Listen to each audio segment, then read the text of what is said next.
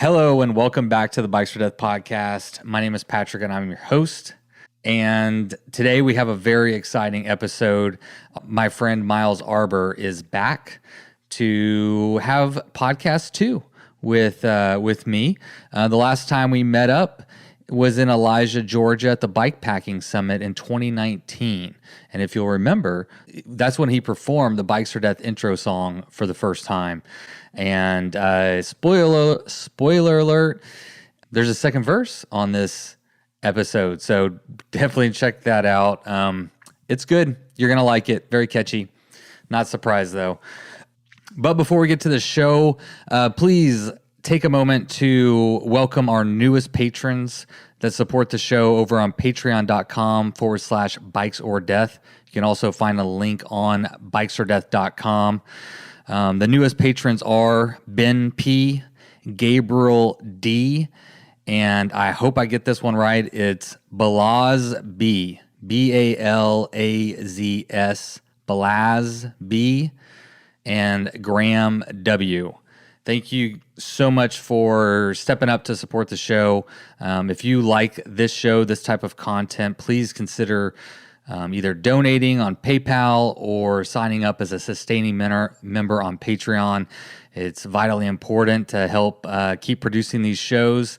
And things are about to get even more expensive because I guess this is a good time to announce that big things are happening. Big things. You'll know if you've been following along that, in 2019, we had a major initiative at the Bikes for Death headquarters to buy and retrofit a van so that I could take it on the road and start interviewing guests one-on-one.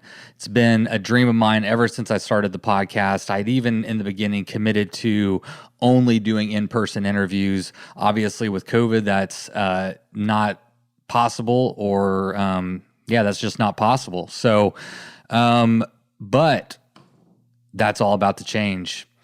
Starting next month, Bikes for Death and Van or Death are going on the road, and we're going to be doing in-person interviews again. So my first trip, I'm not going to tell you who. I'm not going to tell you who the people are because you're just going to have to wait, but I promise they're good. I'll tell you where I'm going. Next month, I'm headed to Las Cruces, New Mexico. Then headed up to Tucson, Arizona, and then back over to Santa Fe, New Mexico, and then down to Texas. It's going to be a 2,500-mile trip. I've got 3 confirmed guests, trying to secure the last 4th guest, and I'm going to be knocking out 3 or 4 interviews in 4 days and traveling 2,500 miles. From Texas to Las Cruces, it's 12 hours. Then it's like 5 to Tucson, 8 to Santa Fe, and then 12 back home. So I've got a little window of time between dropping the kids off at school and having to pick them up on Monday. And this is what why we got the van, to be able to do this. Now I know that COVID is still a real thing, so let me just address that real quickly. I have reached out to all of these guests and let them know that, the protocol will be, I will get a negative COVID test right before I leave, and then I will quarantine in my van. I'm completely self-sufficient. I got a little kitchen, bed. I don't need anything else from anybody except for gas. I got a huge Yeti cooler I can put food in. So there's no need for me to be really interacting with people or going and doing much of that. And really, I'm fine just sleeping in my van at a rest spot or a trailhead or wherever. And then all of the interviews are going to be conducted outdoors at distance. We're not going to be hugging, kissing, or touching. So just normal COVID protocol rules in this new world. But I've got a podcasting trip scheduled in April, and I've already got another one lined up in May. And the plan is to just hopefully do one a month and put that van to use, get on the road, and start bringing some really high quality content, podcast, and guests to use. So it's there hasn't been a lot of traveling. The cost to operate Bikes for Death has been relatively minimal, quote unquote minimal. My accountant thinks I'm crazy, but What do accountants know? But yeah, it's going to cost money to get on the road. Your support has got me here, and if you want to help Bikes or Death get mobile, get on the road, and really start bringing some really amazing content to you, please consider heading over to bikesfordeath.com. You can find a link to Patreon. You can find a link to PayPal. And if you want to buy some merchandise and rep the lifestyle, rep the gear, then that's great. You get a little swag, and we get a little dollars, and it's all good. Okay, well, there are no advertisers today. This show is brought to you by you. Thank you for being here. Thank you for listening. Thank you for supporting when you can. It really does mean the world. And y'all have been amazing. Always being supportive of the show. But things are about to ramp up and get a little bit more expensive. So if you find yourself in a position to be able to help get me and the van back on the road and cover some of those expenses, that's great. You can find all the details over on the website. And if you can't, just sit back and enjoy the show. No pressure. I still love you. All right, well, it is time to get to the show. I know you're excited about this one, and so am I. But one last note. If you are listening to this show and you would like to watch it, that is now an option. On the website, you will find the video there in the podcast section. Or you can head over to YouTube. My YouTube channel is Patrick Farnsworth. I also have Bikes or Death, but I don't know how to merge the accounts. And so if anybody knows how to do that, I haven't ever been able to figure it out. But for now, everything is uploading to Patrick Farnsworth. You can actually watch this one if you want to see my face or Miles' face or both of our faces in addition to our voices. That's available now as well. And hopefully we'll be able to do some more video going forward. We've been working on this in the background and got some more fun stuff planned for you fine folks out there. All right, well, that's it. Without further ado, let's let Miles Arbour take it away with the Bikes or Death theme song. You load up your bike, you ride away from home. You could be with your friends or you could be alone. You ride for a day or maybe more. You just love being in the great outdoors. Everything you need is strapped to your bars, including that new pillow you got from Santa Claus. And then you think, oh shit, to yourself. You left that super lightweight tent on the living room shelf. Bikes or death. Bikes or death. Podcast. All right, so I wanted to catch up. I think hopefully people listened to our first episode because I listened to it again. Have you listened to it back? I'm listening to it right now. No, the last one. Yeah, in this year. You're doing it both? Oh my gosh, that's impressive. So yes, how do we sound? We sound good, but yeah, okay. I have listened to it again. I don't necessarily go and seek out my episode, but it's fun just listening to older episodes again on bike rides is what I Well, the reason I listen is mostly just to remember what we talked about. I remember a lot of it, but I mean, it was an hour and a half conversation, I think, and I didn't remember all of it, and so that's I always go back if I'm doing a repeat, interview, I always go back and listen. So hopefully people will go back and check that one out because I thought it was good. But also I just wanted to kind of get the continuation of your story. So we, to set the scene, we were met up in Elijah, Georgia for the Bikepacking Summit, and that was in 2019. And you and Emily were in your van doing a little tour from Canada down to North America, and we met up there. I drove up and you drove down, and we met in Georgia. And then from there, you came to Texas, and we did some riding and stuff. So I don't know. Do we want to? I kind of wanted to hear the rest of the story, so to speak, and then come to present day a little bit. Yeah, let's do it. Yeah, so we left Texas. Then we went Before we leave Texas, can we say, I wanted to know what you thought about Texas. It was and maybe in particular Big Bend. I know you spent time there, so that's kind of one of the crown jewels there. Yeah, or here, I should say. Honestly, Texas was kind of what I imagined. It was like just like sprawling. It was very big. Everything was just like big. It was hot. I don't know. It was nothing really surprising.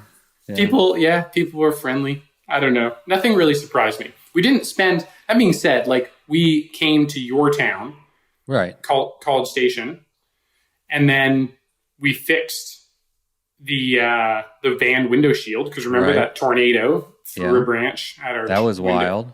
At our window. So and then we kind of hung out at your house for a bit while we fixed that, and then who's that? That's Luna. Oh, she just tooted. Oh my gosh, that's why I call her Luna Tuna or Luna Puda. Depends. Golly, she's a stinky one. Sorry, man. Yeah, you're fixing your fixing your. Fixing it, and then we fixed that all up, and then we record. Didn't we record another podcast while I was there? We did the intro and outro, I think, because you were like, if I'm gonna be in the middle, I like to also do the intro song and the begin, something along those lines. And to continue on with that, you actually wrote the this show notes and everything. So basically you basically produced that whole thing. You wrote the song. You this is well done. Yeah, you're hired. And then so we went to Big Bend, which was really cool. That we kind of just went in there. I did a big bike ride one day I think I was on the Bear Claw Bo Jackson that I was reviewing. Yeah, maybe. Yeah. And then hung out in there a little bit with the van, and then started making our way out towards the West Coast. I don't know. My memory is really bad. So like the places I went and the things I saw, there was definitely a lot of them. But it's hard to keep track, man. I mean, if you're you're on a huge road trip covering the entire, not the entire, but a large portion of the United States. I have a terrible memory for that kind of stuff, so I totally sympathize. Yeah, it's Well, let me. Go ahead. I was just going to ask. I guess one of the questions I was curious about is now that you've done your tour of America, and I believe that was your second go at it. Is there any like favorite parts or anything that did stand out to you that? I'm curious. Like, there's probably some hidden gems we don't even know about. Oh, that's a hard one. Is it? Yeah, it is, because there's just everything was so cool. Like, what I think at the beginning of this trip we went through Montana, and that was like the most surprising terrain for me. Like I didn't have any sort of expectations, and it blew us away. And also there's a lot of like old historic towns where we went through that were super cool. Trying to think of where else we went. Colorado, there's just so much. Colorado kind of reminds me of BC in a lot of ways. Yeah, just like there's so much stuff going on, and like different types of terrain. So that's I think I need to spend. Utah. Yeah, Utah's cool too. Did you spend any time there? Not a whole lot. Okay. I spent most, like when I first rode the Kokopelli Trail. That was my first time in Utah. It's definitely like, well, it's cool too. Everything's cool. Well, yeah, that's why you do it, right?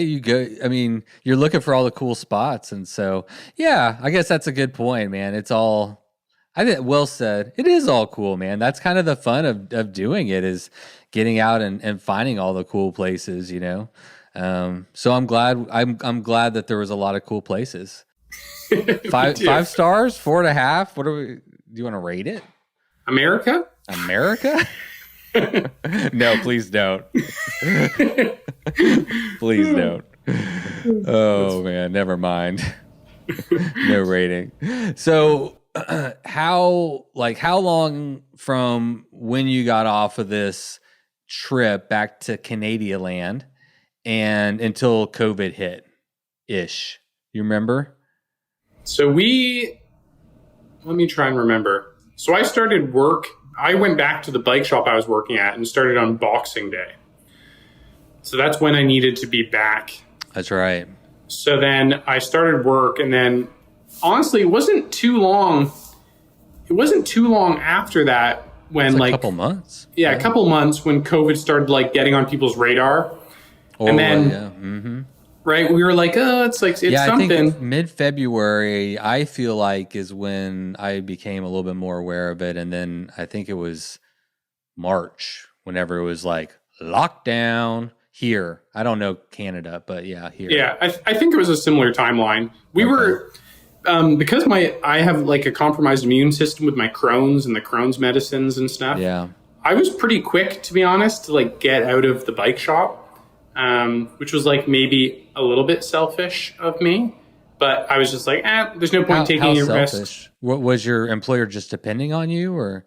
It's just a really tight team. So it was at a bike shop that we're working at that we were just like, we had like a very like well lubed machine, and everything was just like, we were selling bikes everywhere. People were stoked. Customer service was great. And so I felt bad because I was like, I had some investment in that. But they certainly probably understood and respected, that you have to protect your health. And oh yeah, it was no problem at all. Yeah. So then we actually rented an Airbnb for about a week. Or no, I'm missing a part of the story. So we were house sitting during this time because that's what we were doing in between the van life gig. So because of COVID, the homeowners were traveling down in Mexico in their van, and then they didn't want to get trapped down in Mexico in case Trump closed the border. Yeah. So then I think they got from like down somewhere in Mexico, like northern Mexico, all the way up to British Columbia in like 3 days or something crazy. So they showed up. They emailed us a few days before they showed up, and they're like, "Hey, we're coming."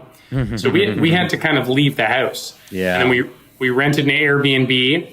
And then at this point, and this was still like early spring, Emily and I didn't know what to do. We were like, we don't really want to keep on renting this Airbnb because that's silly expensive. We don't really want to live in the van during COVID because it just doesn't seem like a smart move.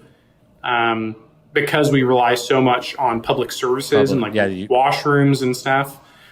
And like even just like small things, like we can't hold a lot of food in the van, so we'd have to be going like to the grocery store more often.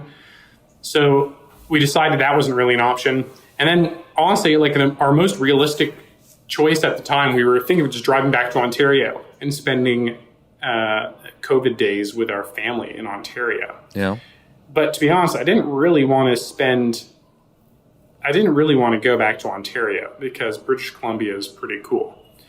So I put out a question to just like people on Facebook. I was like, hey, anyone like have a rental or something on the coast, like in British Columbia, that we could like rent for the next couple months to see what happens? And then my good friend Cheryl reached out, who I met through the BC Epic 1000, that bike race route across BC. Mm-hmm. And she offered me up a little home of hers on Vancouver Island. And that's where we spent all of COVID, is in a little home on Vancouver Island in Parksville, British Columbia. And are you still there? No, we were there for a good 6 months though.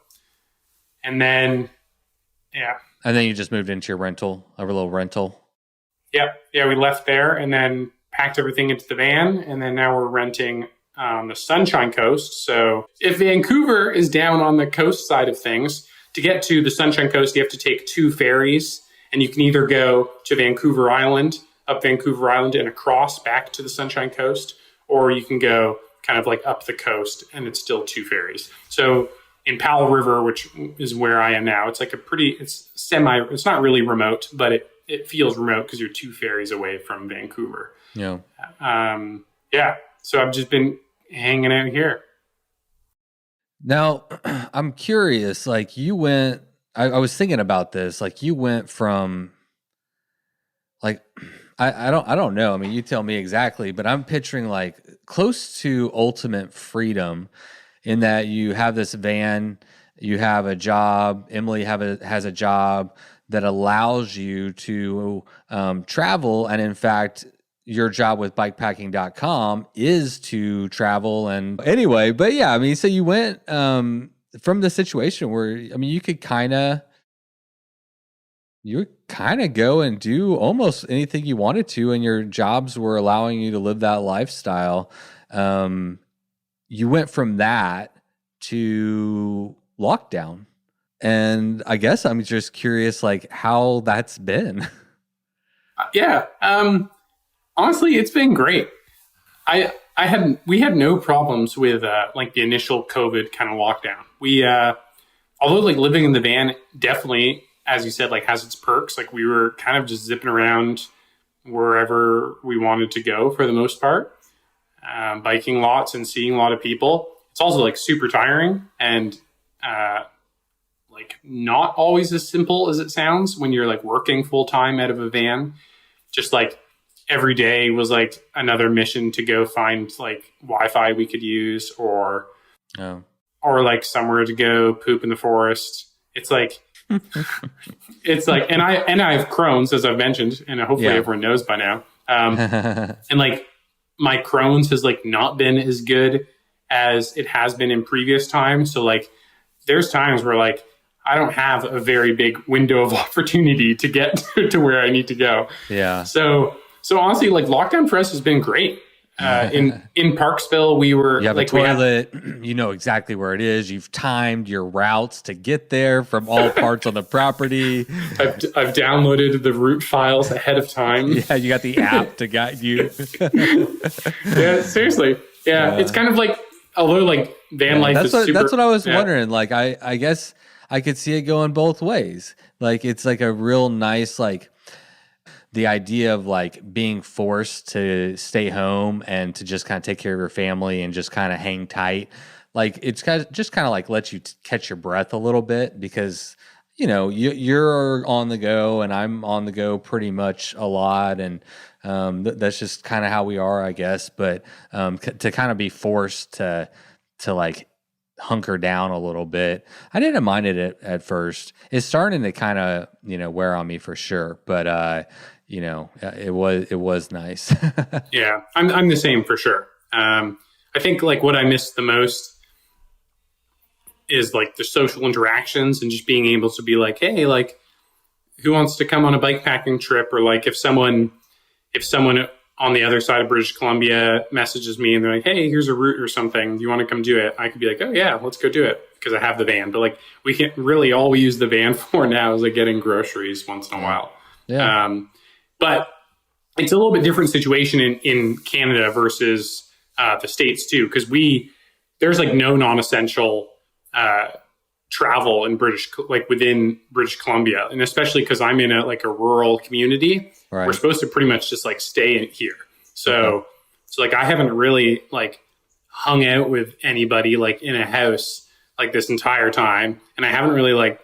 Yeah, like there hasn't been a lot of like hung social out with anyone in a house or hardly any. God, yeah, social interactions are very, very rare. Yeah, but well, that actually that segues into my next question. I wanted to talk to you about the riding that you have in your area because, I mean, if anyone follows you on Instagram, which they should, best Instagram account on Instagram. Shout out at Miles Arbour. No, man. But if anyone follows along, I mean, they'll see like you live in a very, very beautiful place, or just if they're familiar with that area. But I know you just came off like a little overnighter, like yesterday. Yeah. And I know you get to do a little bit of riding, but you know, with Instagram, we only see pretty pictures. What's the riding like? What kind of riding have you been doing up there? Yeah, so it's very lush here. So pretty much any trail that you're on in Powell River, it's going to be blanketed with moss on either side of you. So it's like green, vibrant moss and like just old man's beard hanging from trees everywhere and stuff. It's beautiful. It's very pretty. It's also like very wet and like kind of like mild for the winter. Like it rarely goes below freezing. So we don't get a lot of snow like in town and in the mountain bike trails, but it's like, it's grimy and like wet and muddy. So the winter was like kind of hard for me because it kind of takes a little bit of energy to like, okay, I'm going to go ride in the rain.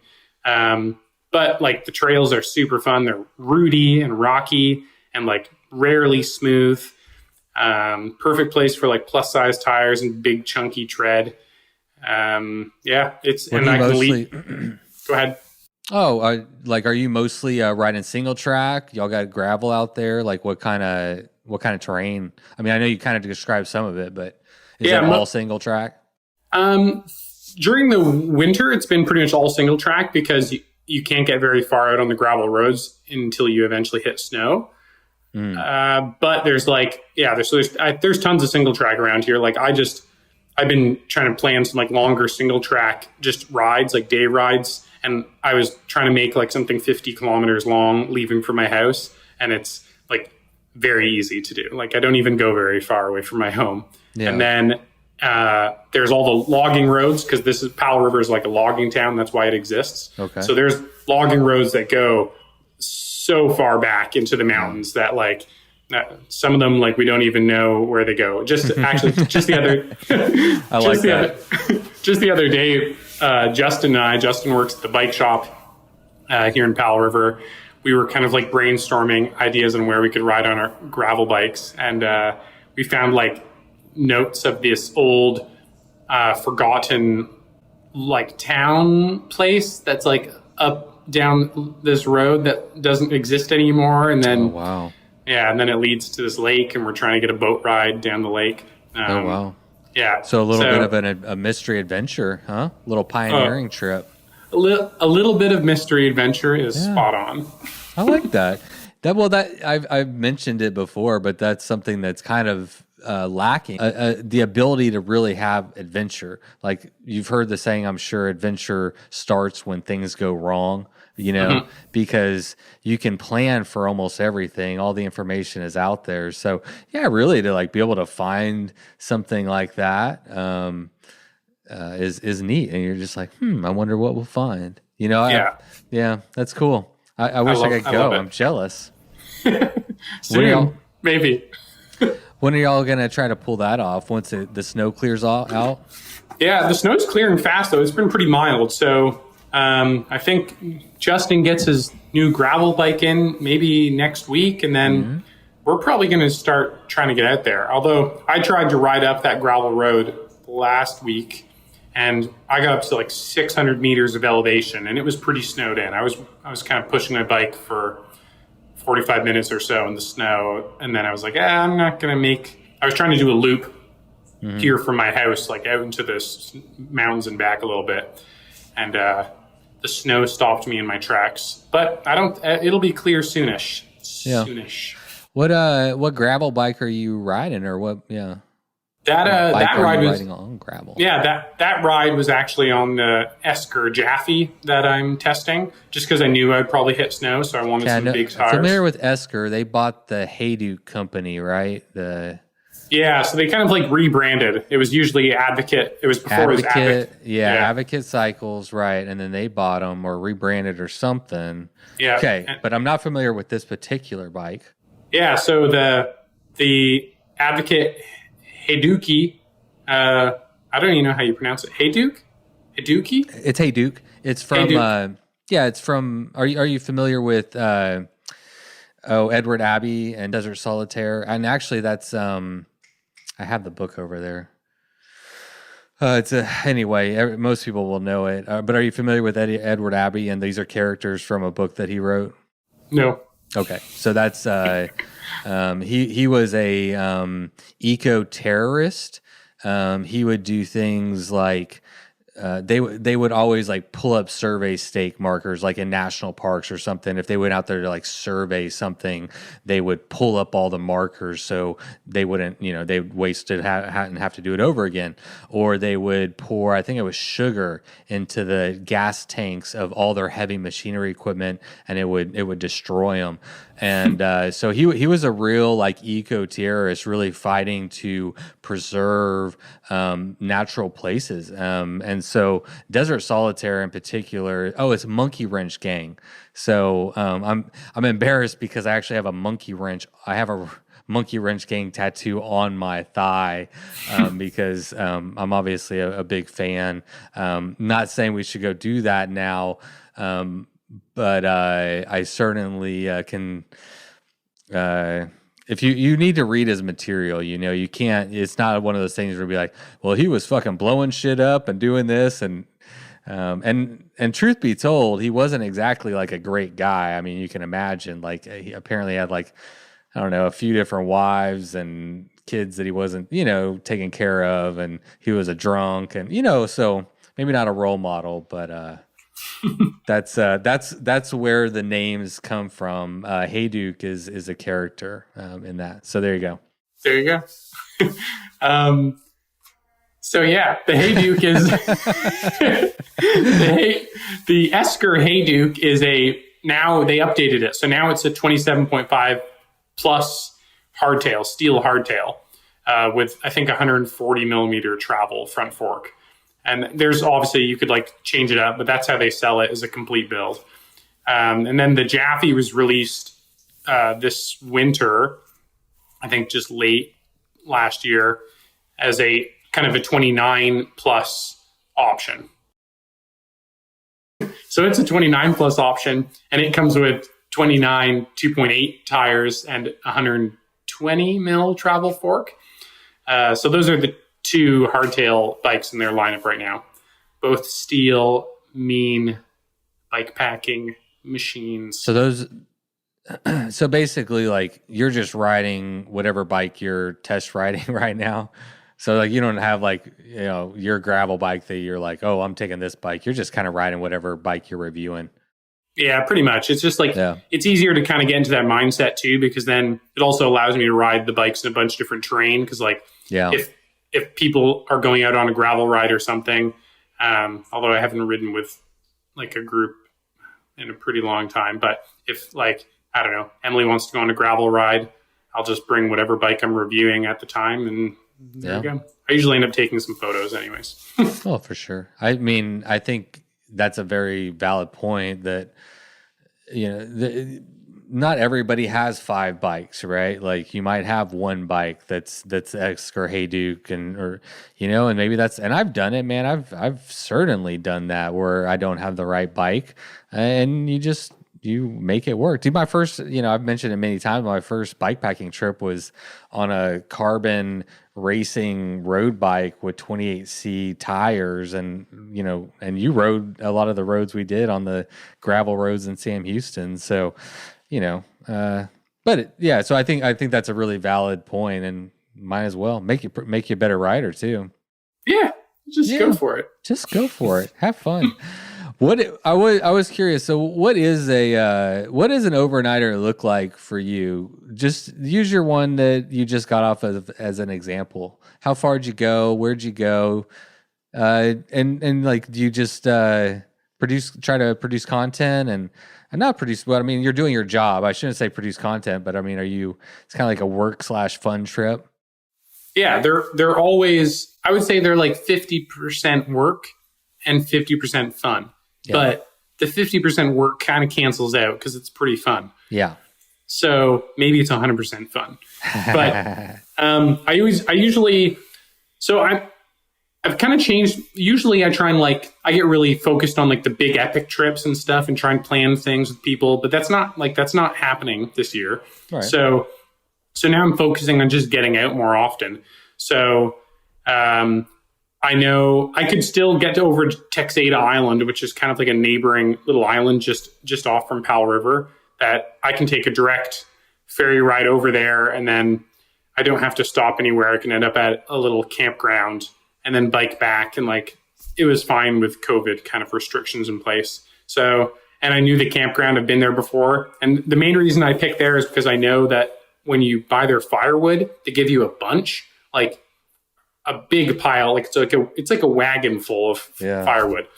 And it's kind of cold. And I knew I needed a fire to stay warm, but it's very wet here. So it's hard to start a fire unless you actually have dry wood. Yeah. So I just picked that as a spot. So it was... I was going to ask you how you got the firewood. I knew you'd answered it.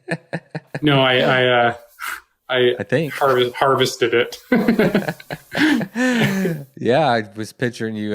No, I wasn't, but I did notice that you had firewood. So I figured you were saying it's some kind of like a state or some kind of park, Yeah. Yeah. It's just easier. I think sometimes I take it too seriously, bike packing, and I think that I need to like head out deep into the forest and like eat just one instant oatmeal pack and be cold and miserable. Or it's just like sometimes you just got to go to a campground so you can have like a warm fire and a picnic table. Yeah, and like nobody was there, so it's pretty much like I was backcountry camping. I feel like there's a lot of value in that, and I think most people can't do the big, large, grand adventures, whatever you want to call them, too often. Maybe only once a year. Maybe who knows? But I think there's a lot of value in just doing an overnighter trip somewhere local, and just for fun, man. Just to get out of the house and hear some nature and enjoy I always enjoy a fire, man. Oh yeah, so good. I used to never have fires bike packing, and then when I was doing my South Chilcotin trip with RJ Sawyer, that was this summer in BC, we had fires every night, and I was like, yeah, this is super fun to do.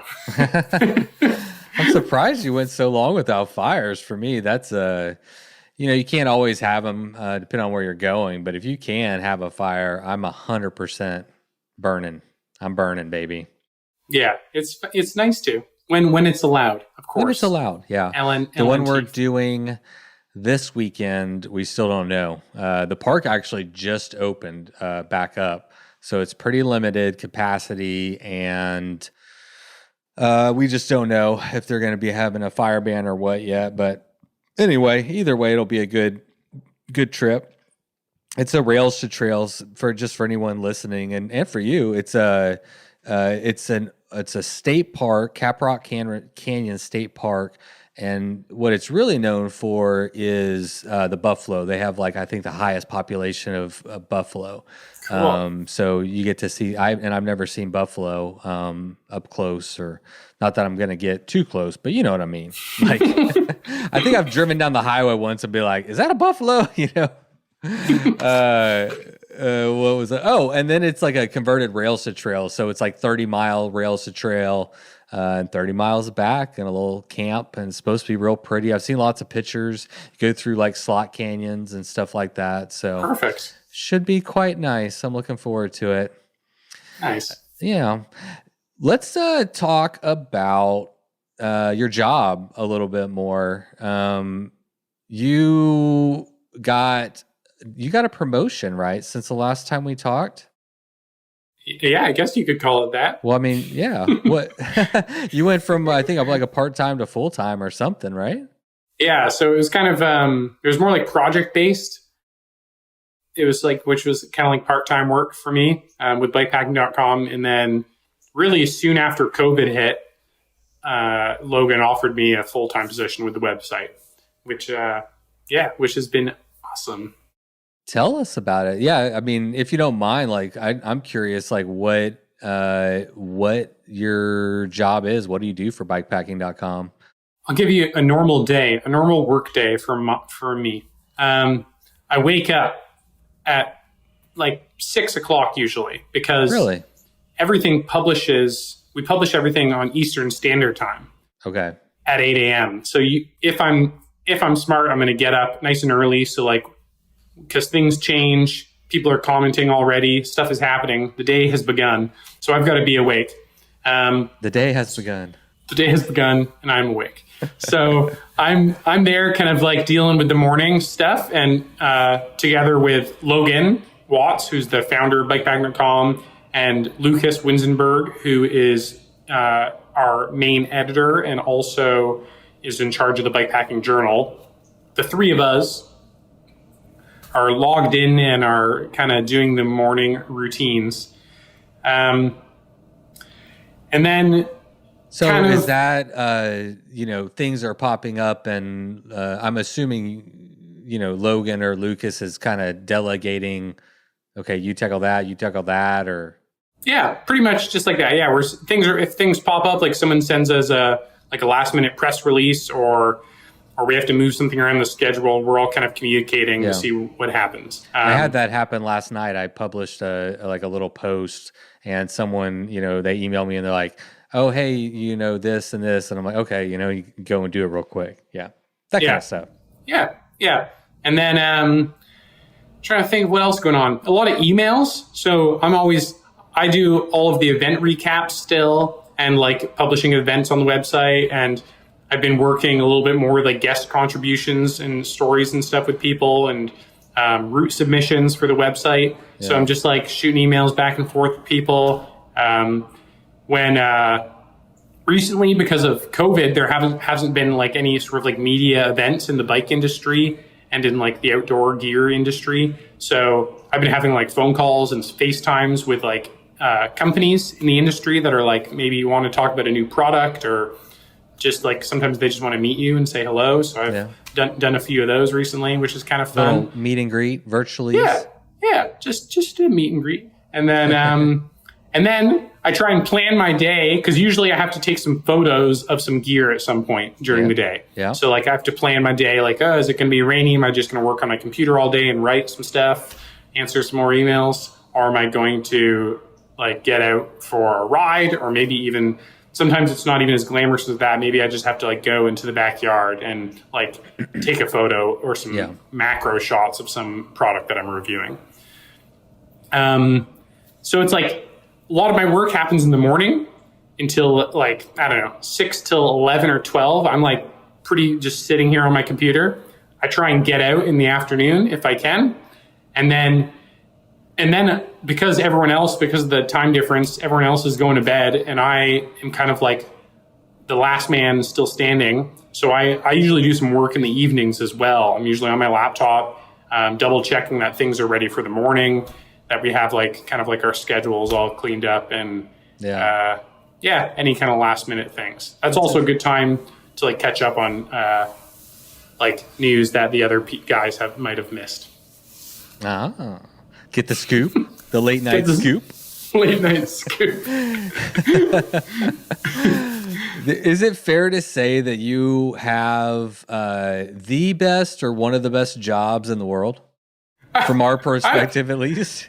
I don't know. It's like, although it's like a very, like I'm super grateful to have this opportunity. Like there's always like negatives, like no job is perfect.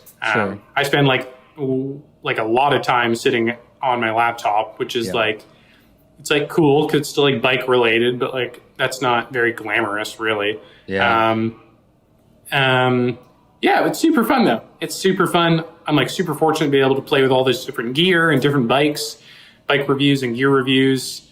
And I love communicating with all these different people, like bag makers. And we just published an article today on a Tanglefoot Cycles, which is like a newer bike company in Vermont, which is like super cool, talking with James and that crew.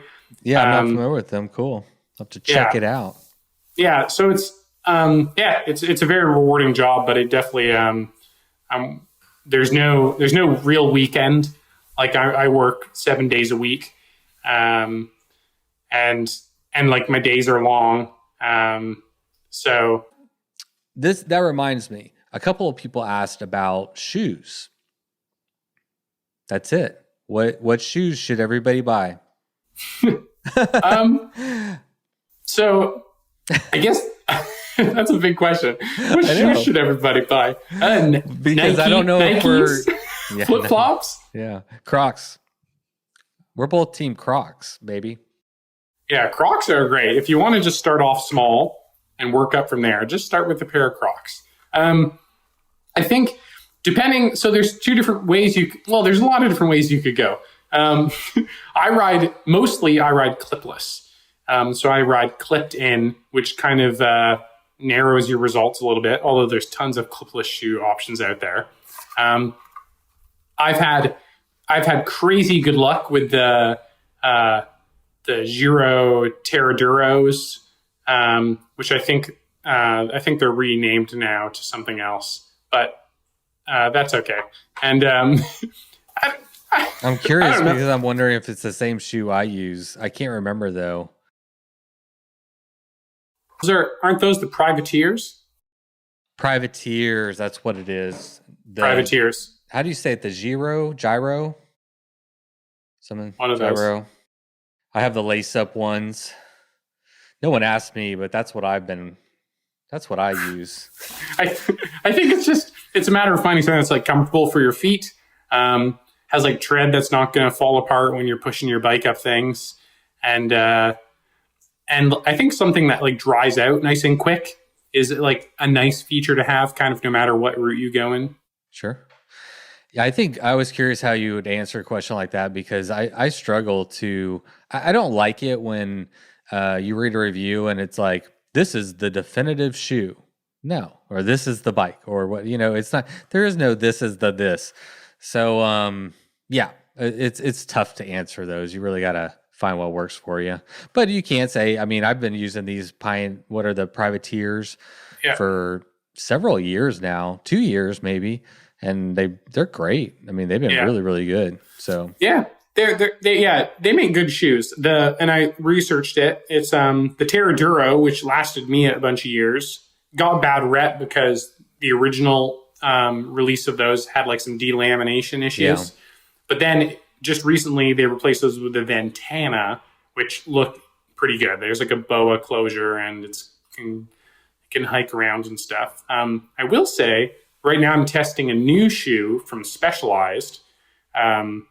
That has yet to be released, and it will be in the next few weeks. Today's March 4th. That's a flat pedal shoe that's like meant for hiking and biking. And like I think it's their first shoe designed with hiking in mind. And it's been a hike-a-bike shoe. It's called a hike-a-bike shoe. And it's Is been it great. Really? No. Oh man, they're missing a boat on that. I mean, like H&B, something like that. HB. I mean, come on. It's been great though. It's so grippy on my pedals. I honestly sometimes I have to like peel my shoe off my pedals. Oh. Right on. There you go. Good info. The next one is your thoughts on vintage bikes coming back.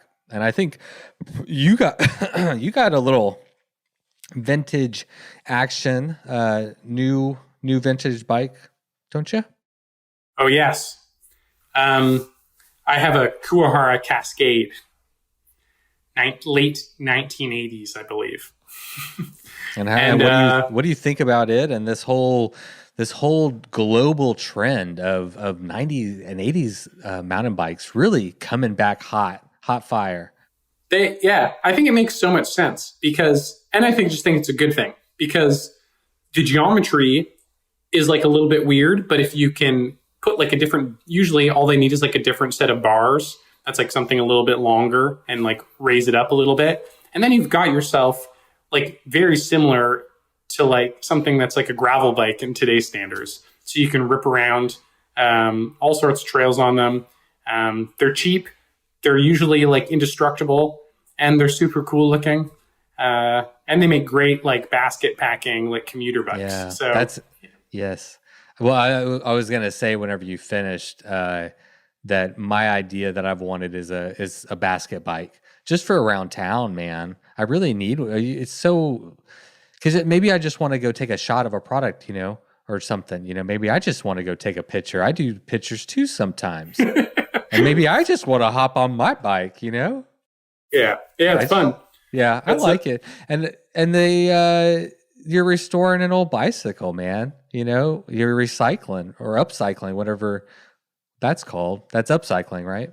Yeah, exactly. And especially, I think it's kind of like a fun way for people to experiment this year because it's like hard to get bikes and it's like hard to get stuff in general. And it's like another way just to kind of like, just like pick up something old, maybe buy a few parts from like your local bike shop, then like get rolling. Yeah, just a fun way to make. Yeah, a lot of people are learning. That the only time I ever learned anything about bikes was whenever I built one, and this was back in, well, I guess it was early 2000, something like that. But it was a 90. Anyway, it doesn't matter. But yeah, I mean, you learn a couple of things when you actually put one together. You're like, oh, okay. You'll learn some stuff. You'll learn one or two things, maybe, or you'll die. It's bikes or death. Podcast. That's so good, man. What a great touch. Was that impromptu, that podcast part at the end? Do you remember? I don't know. Maybe it might have been. I honestly don't remember. Yeah, it was good. I hope so. Definitely was then. Yeah. So I think most people are pretty aware of and probably intimately aware of bikepacking.com. But I'm sure there's people out there who maybe aren't as familiar with it or maybe don't visit it for what, I don't know. But I thought there might be some value in just if we could get like an overview of what bikepacking.com is. It's obviously an amazing resource. Y'all do tons. But maybe in your words, like what resources are available for people when they visit? Bikepacking.com is like, we're trying to be like the go-to resource for everything bikepacking related. So from bike reviews to like in-depth gear reviews to news and new products. And then even the event coverage is something we're starting to do more and more of. We're just trying to make it like a one-stop shop for like inspiration and resources for people to go bikepacking, whether you're like been doing this for years and you don't need the term bikepacking in your life, but you're still into it, or you just bought yourself a bike and you're trying to get into it for the first time. We're just trying to create like meaningful, unsponsored content and like with like a high quality photography and stuff to go with it. Can you talk about unsponsored content? I can talk about it. Yeah, I'm curious. I mean, you didn't say content, you said unsponsored content, which is a distinction worth maybe mentioning. Yeah, it's so no gear reviews we do or bike reviews or even like a press release on a new multi-tool that we publish. No one's paying us to do that. So we don't take any kind of like money from companies to make content just to benefit them, which I think not a lot of people, but some people still think that like we're doing like paid kind of like promotion stuff for companies. And it I isn't. thought you did. Yeah, we don't. Until like 3 seconds ago. I didn't, and I never like thought anything bad about it or anything, but I just assumed that was kind of the way that the market worked or whatever. Yeah, no, it's we have this is good. We can set the record straight. Let the people know. Let them know. That's important though. That's cool though, man. I mean, respect, because I'm sure Logan Lucas could if they wanted to charge. If they wanted to.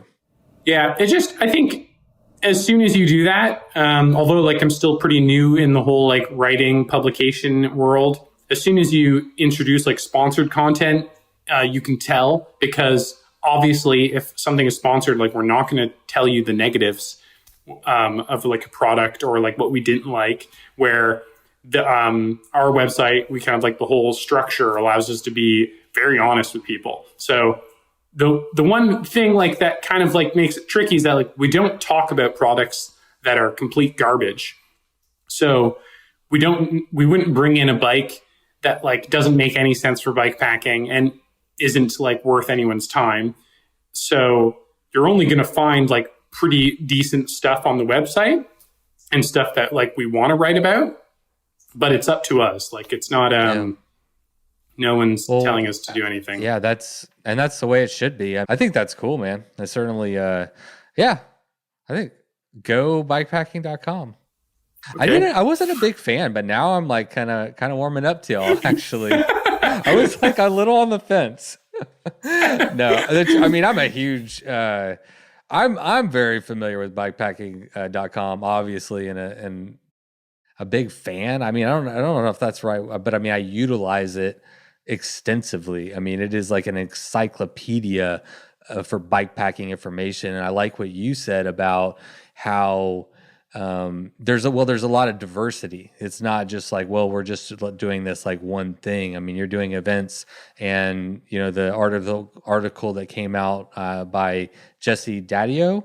Yep. About the radical women in bikepacking history just came out, which I really, really enjoyed. I know a lot of people did.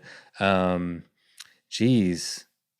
just a lot. Oh, and like the beginner stuff too, like you said, like the 101, the how to, all the way up to like crazy routes and stuff in far away lands and everything. I should probably also mention, please. And Neil Belchenko is now doing like our YouTube channel. So we're pushing the YouTube channel pretty hard, which has been really fun. And we also have like close friends and guest contributors like Joe Cruz is kind of like always sneaking around behind us doing some work. And there's Cass Gilbert is obviously always publishing these wild routes. Jess Dadio seems to do quite a few. Yeah. Jess has been helping out with some great articles. She's a great writer, and she's like super personable. So she's always meeting people and chatting with people. It's not just, although it's a kind of like, a small team in the mornings doing the nitty gritty stuff. It's really like the huge community that makes it happen, right? Like a lot of the content is made by other people. I'm glad you mentioned that, because I certainly wanted to point that out. But before we move on, I just wanted to, like, you said something about how you wanted bikepacking.com wants to be like the one-stop shop for everything. And I think that it's worth mentioning that podcasting is off limits, actually. I was going to start a podcast tomorrow called No, you can't have podcasting too, damn it. A Minute with Miles. Got it, damn it. You can do it here, man. I'll host you on my show. It'll be a segment. Fine. I know y'all are going to. When does it come out? I'm just working on the press release. Yeah. Okay. No plans for a podcast. Yeah. So y'all have like regular people that like contribute to the podcast, but you also have, and this is what you actually work on particularly, is you're open to user submissions of routes and races and events, right? Yeah. So this is an area where I actually kind of wanted to spend a little bit of time and talk to you about it, specifically because it is kind of one of the things that you're specifically in charge of. So you got a better pulse on it than most people. So let's start with routes. I've submitted a route, and actually I've submitted 2 routes. One of them was published, and the other one is TBD. Have you heard? Do you know? No, I haven't. Is that the latest one? Yeah. Okay, yeah. That'll happen. Okay. Sweet. So that's a good point, is that we get a lot of submissions. Yeah. And so sometimes things don't happen as quickly as you might imagine they would. But it eventually happens. I mean, I guess the question I just wanted to set up is what are you looking for? I'm sure you get tons and tons of submissions, but I thought it would be like a good opportunity to just share what kind of routes stand out, what you're looking for, and give people some tips on, submitting a successful route to bikepacking.com with Miles Arbour. So right now, if you're kind of thinking about submitting a route, it should be an overnighter, because overnighters are by far the most popular kind of options that we publish on the website right now, because for obvious reasons, they're just easier to do. They're way like logistically simpler. Often like right now you can't really travel very far. You shouldn't be anyways, kind of like away from your home. So if you can find like a little overnighter nearby, it's just like nice and simple. So yeah. So overnighters, because you don't want to drive 3 hours to go do an overnighter in another state or something. One, it kind of defeats the whole purpose of staying quarantined, and two, it wastes like no one wants to drive and do that shit. Yeah, and then and they're all just submitted through our website. And we originally, like, the first kind of submission form is pretty basic, like how many days do you have, some photos. It's pretty basic stuff, and then we end up kind of reaching out for more information. But when, like, if you were thinking about designing a route of some kind, I think the best thing you can kind of try to think about doing is mixing in interesting features that it's not just like a ride to a campground and back. So whether that's like some sort of like cultural or historical like relevance into their route, or just like really cool landmarks, or like really fascinating views. It could be anything. It's just kind of like picking those cool elements that stand out, that make something more than just like a bike ride down a gravel road, and make it so like something that like people are going to talk about, or like you're going to enjoy telling people about. Yeah. What about ground truthing it? You ever run into an issue where someone submits a route and then find out later that it actually doesn't go through, or maybe trespassing is an issue? Yeah. So actually, I mean, whenever you and I did people may or may not know, but whenever we did the Sam Houston restaurant tour together for the first time, I had ridden like 90-something% of it maybe, but we got ourselves onto a little bit of a private property situation unwittingly. And so, yeah, I mean, it can happen. Yeah. Oh, it can happen. It can happen. And I think that's the other part of it, is like, if you're willing and wanting to submit a route to the website and you think it's worth sharing, you kind of own it to yourself to become like the master of that route, and like just like embrace it. So that's like ensuring that there's no private property issues. Like, even if that takes like calling, I don't know, whoever you need to call to figure that out, and like do a little bit of research, get into it. For me, that's like one of the most enjoyable parts about bike packing, is just like sitting down at a computer and getting maps out and trying to figure out like where I can and where I cannot go, and like if there's a trail here and who owns it. And then that also means like kind of being more familiar and aware of the terrain you're riding on. So if there's like any kind of indigenous land that you need to sort of like understand a little bit better, then doing your research and seeing kind of like who owns that land and if you're allowed to travel on it. Because the last thing that anyone wants to do is like send people to go trespass. Yeah, exactly. There's a level of responsibility to put out a good route that goes, and you're not going to get people into a negative situation. It kind of reminds me of that route that you were doing. I don't remember which route it was, but you showed up at a campsite and the guy threatened you with a gun. Yeah, but that wasn't like, that was like a published route, right? That was like an established route, huh? Yeah, that was like sort of like a one-off freak accident. But yeah, like it can happen. And it's like, and even if like you're not comfortable, like you don't need to like go show up at people's doors and like knock on their house and say like, hey, can like I bike pack through here? But it's just like asking around. Usually, especially if you're doing something local, like someone's going to know. And in a lot of scenarios, if you can find someone that knows, they might even be open to letting bike packers use like the trail behind their house. Right. I have to be honest, I've never even considered that strategy here in Texas. I mean, not only do you have to get permission, but you would have to get a key to the lock to their fence, and nobody's going to give you a key. Like, it's not just like, oh, well, we're riding through. Everything is a fence here. So I've never even bothered trying with that, unfortunately. But luckily a lot of people don't live in Texas. Just saying.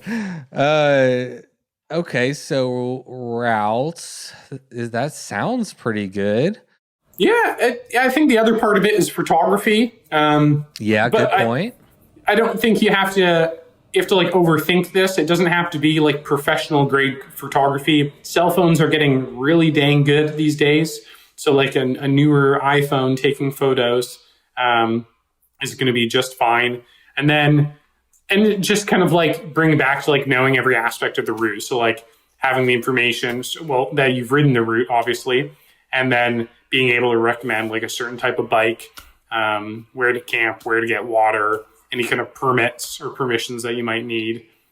In the end, like we just want more overnighters specifically to be submitted. So like, even if you have any questions, you can always like just reach out to the website or myself, and we'll point you in the right direction if you need some assistance. Cool. What about, so you also do events and races. I guess for events, you wouldn't really say, well, what kind of events are we looking for? I mean, I guess maybe bikepacking related. Actually, maybe that is, what kind of events do you host? And the other question I'm curious about is, like, are you seeing like a huge increase in the amount of events? I mean, obviously it's weird with COVID too. So I don't know. What are you seeing with all the events going on? Yeah, it's, so pretty much our event calendar is built up of like group rides, races, which could be in a group, but they're like categorized differently, like workshops and clinics, and then like screenings and video kind of things. So majority of our events are either group rides or races. And that's from everything. Like we're starting to do more like even like shorter gravel ride, like races and stuff, as well as like grand depart kind of rides, like the Tour Divide, for example. So, and they're all over the place. I have some stats. Yeah. Yeah. I just wrote this down a while ago, actually, which works well. So what was it? We launched the events calendar in 2017. We had 85 listings. 2018, we had 150. In 2019, we had 205.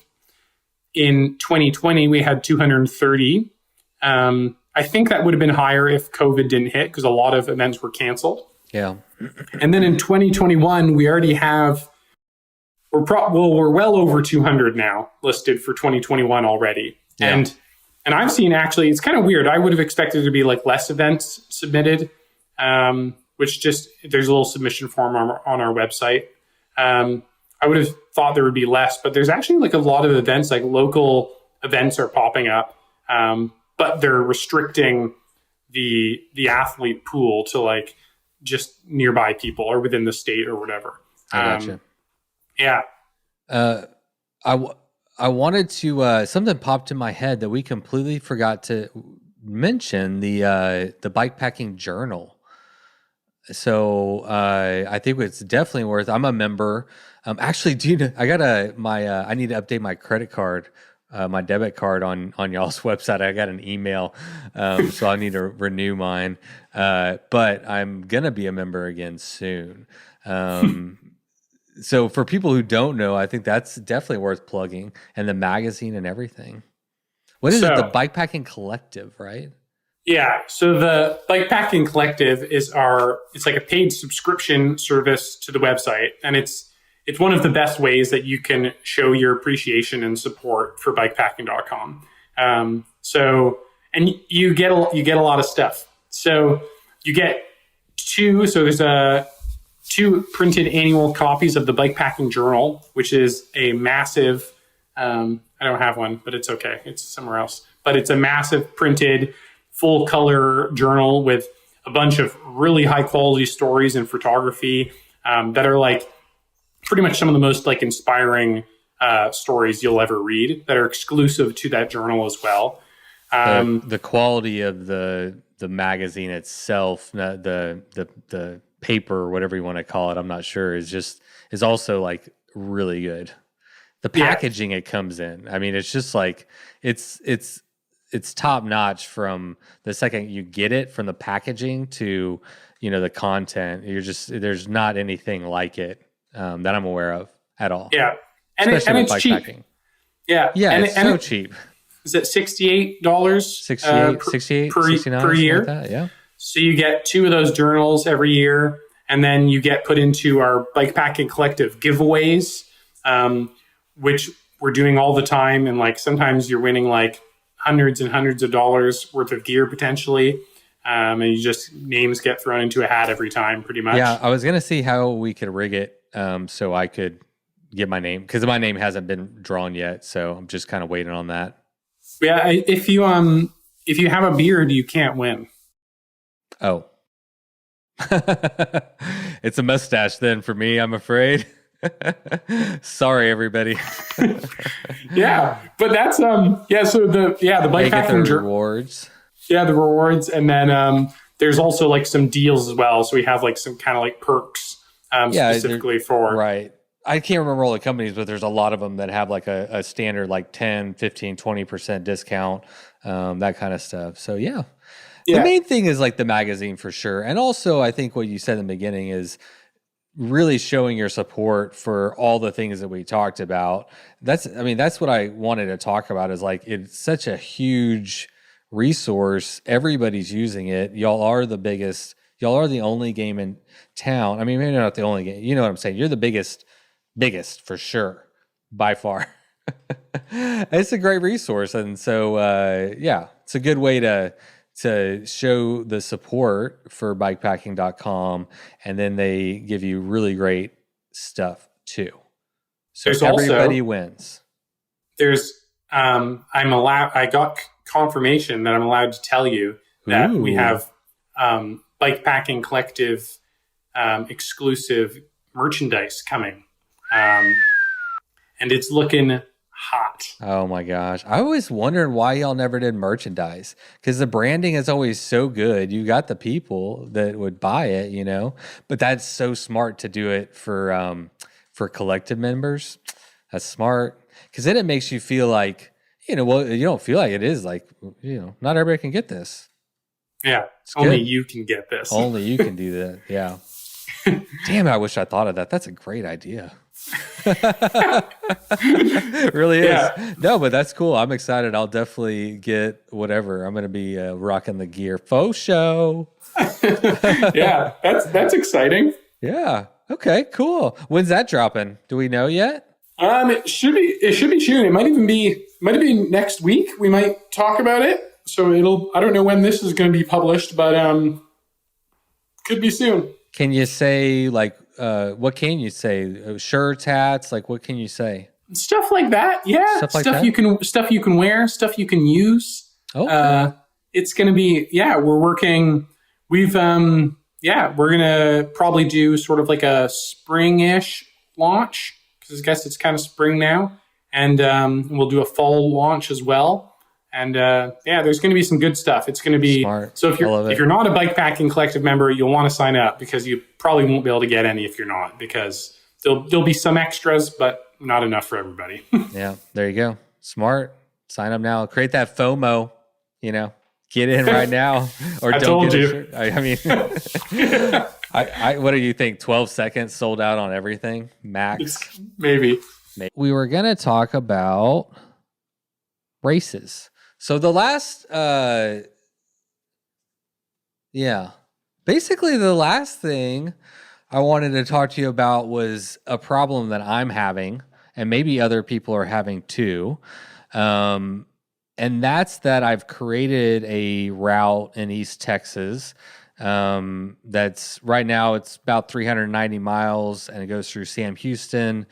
Utilizes quite a bit of the Sam Houston restaurant tour. Actually, I like those roads, and goes up to the Davy Crockett National Forest and comes back down. And it starts and finishes in Cut and Shoot, Texas, at the Bullet Grill. So very Texas themed. and I'm excited about it. I think it's a pretty good route. Like we don't have a ton of public land, in Texas.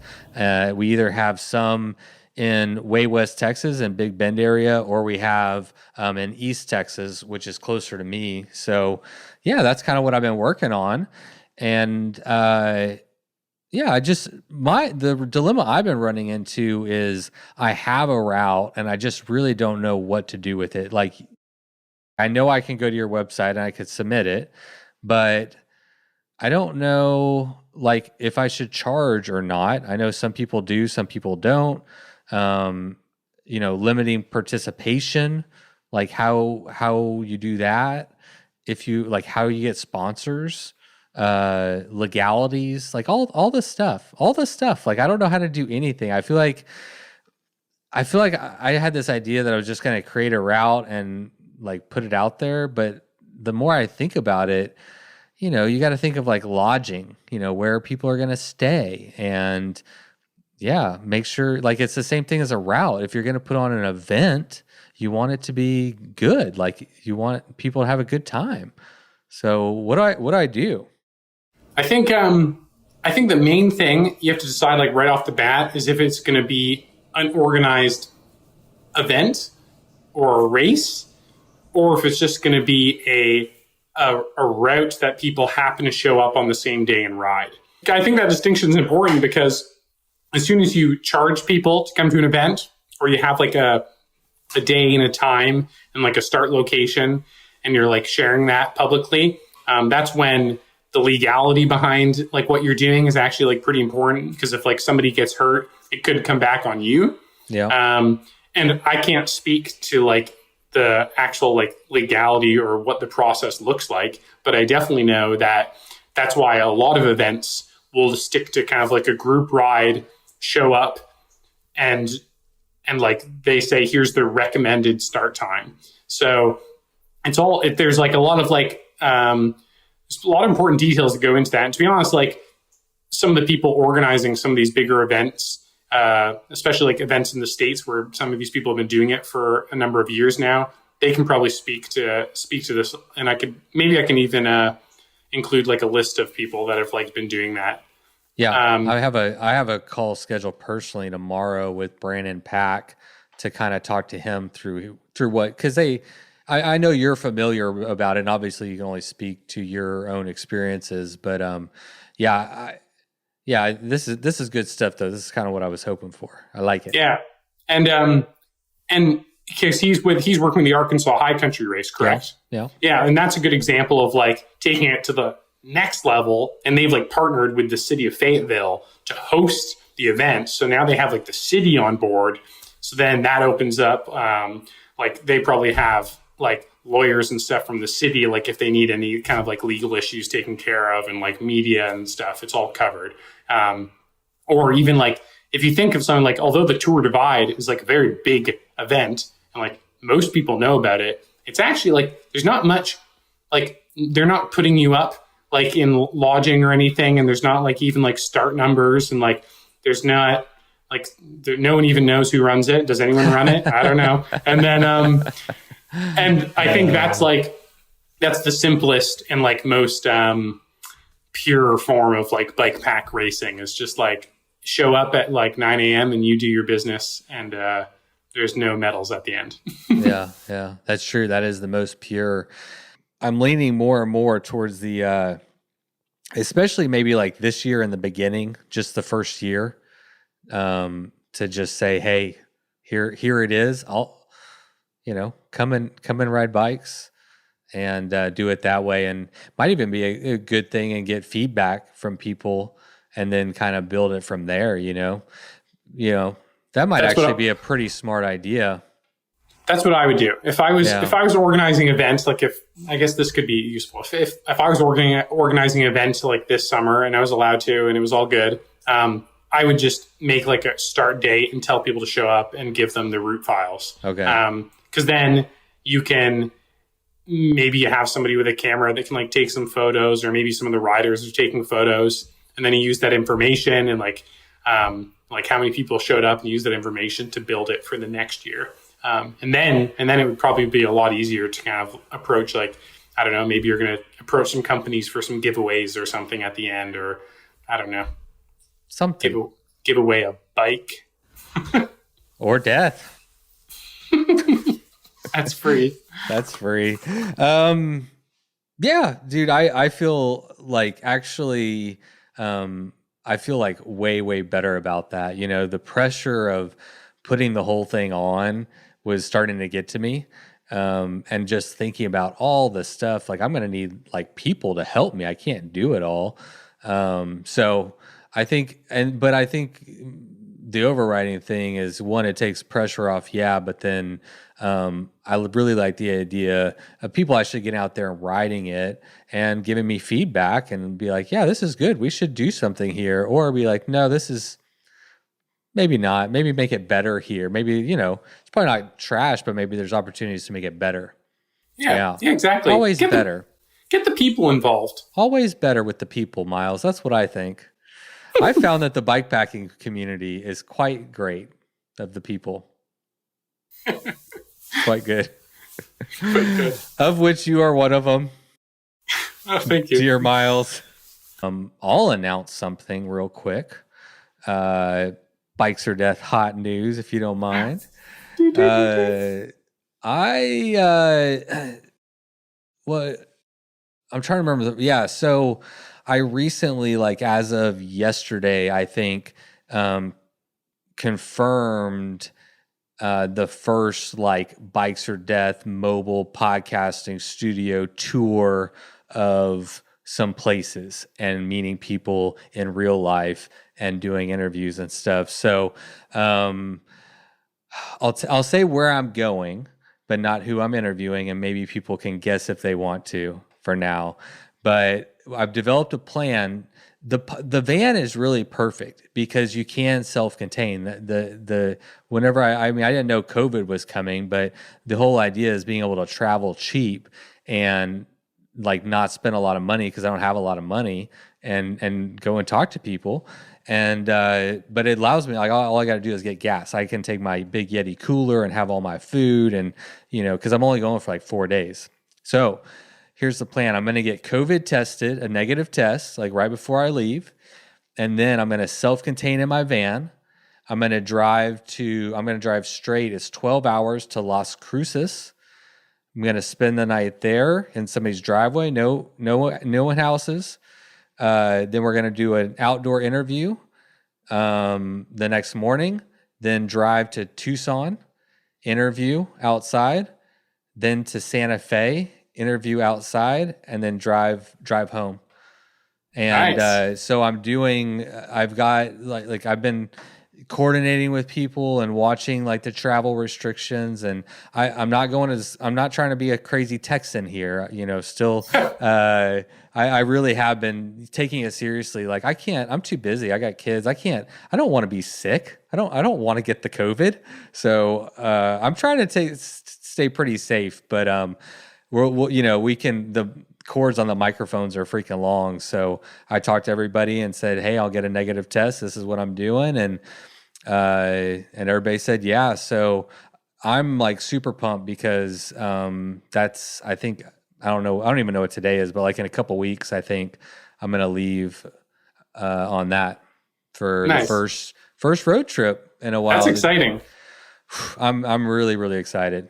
That's the whole point of the van too. The whole point it's been the whole point of the podcast, Miles. I mean, that's the whole thing from the beginning. Since the very beginning, I said I only want to do in-person interviews. Like I was really committed to that, and I still I don't think I can do 100% in person because there's tons of people that I can't talk to. I want to, but to the extent that I can, I'll freaking drive all over. And then I got another one planned the following month to go to Kansas and then Northwest Arkansas and do the same thing there. And so I'm going to start probably once a month just doing these little trips and picking up some interviews.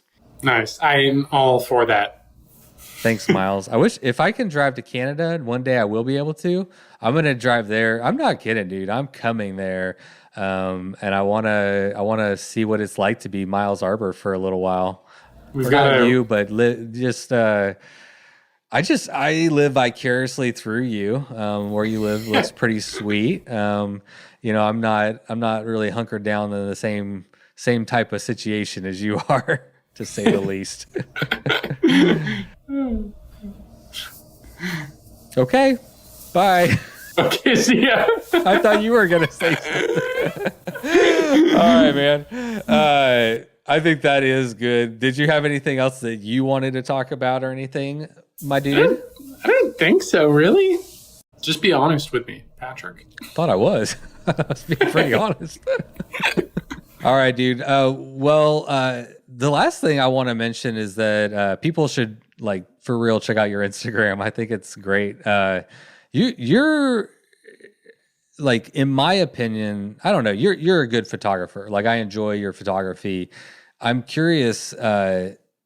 Like, do you feel like you've gotten a lot better at it? Because it seems like you have. Yeah, I've put a lot of time and energy into my photography. And like Logan and Lucas have also, like, we were all learning from each other. They've passed on their knowledge to me, and like I spend a lot of time doing it, and it's not just like a fancy camera that gets it done. Like, I've kind of like an old heavy camera, actually, if anything. But yeah. Thanks, man. Yeah, no, I mean, that's what attracted me to Instagram in the beginning, is just looking at good bike pictures. I mean, for me, that's like 90% of it a lot of times, not 99% of it. So yeah, I recommend at Miles Arbour on the Instagrams. Freaking employee of the year with bikepacking.com. It's true. You're going to get a huge bonus, I could tell. After this interview, man. Or fired. It went good. All right, man. Thanks, amigo. I always appreciate it. Stay safe up there in Canada. Same. Right on back to you, doggy man. All right, broski. Over and out. Over and out. All right. Oh, my cat's on the computer. Get off. Goddamn cats. All right. I hope everybody enjoyed that episode. I know that I did. And I want to thank Miles for coming on and sharing music, sharing wit and humor, and sharing some knowledge. Miles is a great dude, funny guy. His mom thinks that we could be the same person. So there's that. Maybe that's why I like him. But you know, he also works at bikepacking.com. He lives in a beautiful place and gets to go and do pretty cool things, has a really neat job. So it's always great to check in with Miles because he's got his pulse on the beat of the industry. Let me tell you what. So thanks again, Miles, for coming on, and let's do it again soon. Why don't we, eh? All right, everybody, that is it for today's episode. Thank you so much for tuning in. It's been a little bit slow going here in the beginning of the year, but do not fear. You may not be seeing a lot of action, but on the back end, I am working very hard, ramping up, still just kind of recovering from 2020, to be honest with you, and trying to get things ramped up in 2021. But we've got the rest of the year booked out. All of my episodes are booked through June, and the goal is to start releasing podcasts every Wednesday. So we're going to try to get organized, going to try to get real serious, and deliver the hot podcasting content that you want on a weekly basis. Because I love you, and you love the show. All right, everybody, one last time, I'm going to ask you nicely if you could head over to Bikes for Death and find a way to support the show, support this kind of content. It means the world. I'm just a little independent podcaster trying to make it, you know, like we all are, just trying to make it one day at a time. All right, everybody. Thanks for listening. And until next week, go ride your damn bike. It was the middle of the night. You grabbed your knife and you held it tight. The sounds of beasts kept you awake. The sounds they made kept you afraid. In the morning, you packed your bike. Memories forgotten from the previous night. You rode faster than ever before. Was it your imagination or merely folklore? Fear turned into strength as you pushed further. Every pedal stroke stronger and firmer. Your bike feels weightless, your legs aren't tired. You think to yourself, just a few more miles. Bikes, oh death. Bikes, oh death. Podcast. You have a toilet, you know exactly where it is. You've timed your routes to get there from all parts of the property. I've downloaded the route files ahead of time. Yeah, you got the app to guide you. Like town place that's like up down this road that doesn't exist anymore, and then and then it leads to this lake, and we're trying to get a boat ride down the lake. Yeah, so a little bit of a mystery adventure, huh? A little pioneering trip. A little bit of mystery adventure is spot on. I like that. So there you go. There you go. So yeah, the Hey Duke is, I would say they're like 50% work and 50% fun. Yeah. But the 50% work kind of cancels out because it's pretty fun. Yeah. So maybe it's 100% fun.